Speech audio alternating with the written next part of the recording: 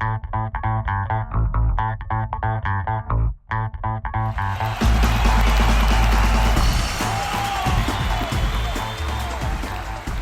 to footballgameplan.com, where football makes sense. I'm Memory Hunt, the czar of the playbook.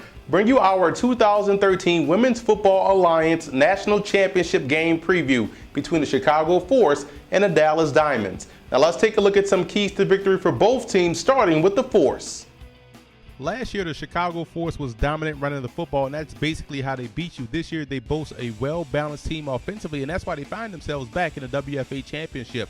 The passing attack features the best quarterback in the game in Sammy Grasaf, who has completed over 62% of her passes for over 2,500 yards, 32 touchdowns, and only 3 interceptions.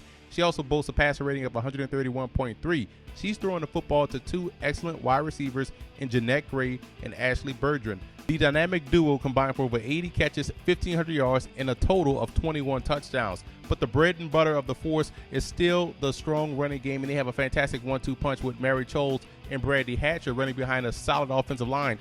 Both backs average well over 6.5 yards a carry, and fullback Darcy Leslie leads the running back group with 14 rushing touchdowns. Defensively, it's tough to move the ball versus the Force. The versatile Darcy Leslie also doubles as the starting linebacker, and keeping with the theme of great linebacker play in the Windy City, she leads the team in tackles with 49 and also is second on the team in TFLs with 14. In the secondary, they're led by 2-time All-Star Alicia Oakley, but they also have Candace Griffin as well as Martha Dantuma, and they're very solid players as well. You're looking at a defense that gave up only 7 points per game in the regular season and only 10 points per game this postseason. Now let's move over to Dallas in this ball game. When you look at the Diamonds, they've been a very dominant ball club over the last 3 seasons and have always been on the cusp of a championship. This time they're looking to finish the drill in a WFA championship game. Now, when you talk Diamonds football, you have to start with their tenacious defense. This is a team that has pitched 5 defensive shutouts and has held all but one opponent under double-digit points. Now, they have one of the best defensive lines in women's football with Bo Brown, Marsha Graves, Lakeisha Bowman, and Nicole Coffin. They make life easier for their talented linebackers and make life complicated for opposing offenses. You look at linebackers Angelica Grayson and Natasha Somerville, they've played at an all-star level all season long. In the secondary, there are 2 vets in Liz Landry and Tracy Williams that help solidify the back end, with Brittany Sims and Megan Franco also putting in some solid work this year. On the offensive side of football, they are a direct beneficiary of stellar defensive play. The Diamonds are a big play waiting to happen on offense. Quarterback running back Odessa Jenkins is dangerous with the ball in her hands. Jenkins is the leading rusher, averaging 9.8 yards a carry and 10 touchdowns. But when they need to get things going in the passing game, they turn to Brittany Bushman, who could really air it out. Bushman has thrown 14 touchdowns this year to only 1 interception and averaged a whopping 21 yards per pass. On the receiving end of those rainbows are wide receivers Brittany Satterwhite and Umeki Webb. Both ladies are averaging over 20 yards a catch. And the all-star Berta Burton also provides a spark as both a runner and a receiver, as well as a returner. She's scored in every which way possible this season. She's a tremendous all-purpose player. Now, here are some of my coaching points for both teams in this battle. You look at the Chicago Force. Number 1, don't kick it to Janice Mitchell. This is a young lady that has 3 punt return touchdowns so far this season and averaged over 30.8 yards a return.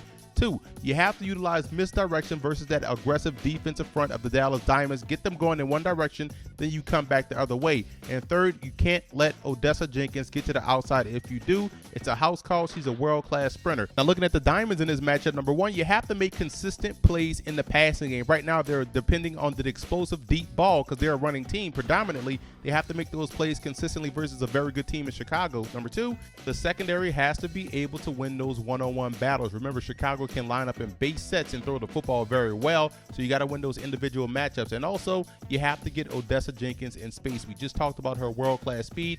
You got to utilize that, line her up in the slot, move her all around the formation to get her in space, and that way you can have some success against Chicago without breaking your tendencies to run the football. I like Chicago to win this game. This will be one of the better championship games I've seen in recent women's football. When you look at both teams, they're explosive. They can play great defense, but I'm a sucker for well-balanced offensive attacks, and I think Chicago can beat you on the ground and through the air with consistency. Now, both teams are looking to get that bitter taste out of their mouth of losing in the playoffs last season. Chicago lost in the championship game, but this year I think they right the ship and come away WFA champions. And for more news, notes, tidbits, and information on the Women's Football Alliance, visit the website WFAfootball.net.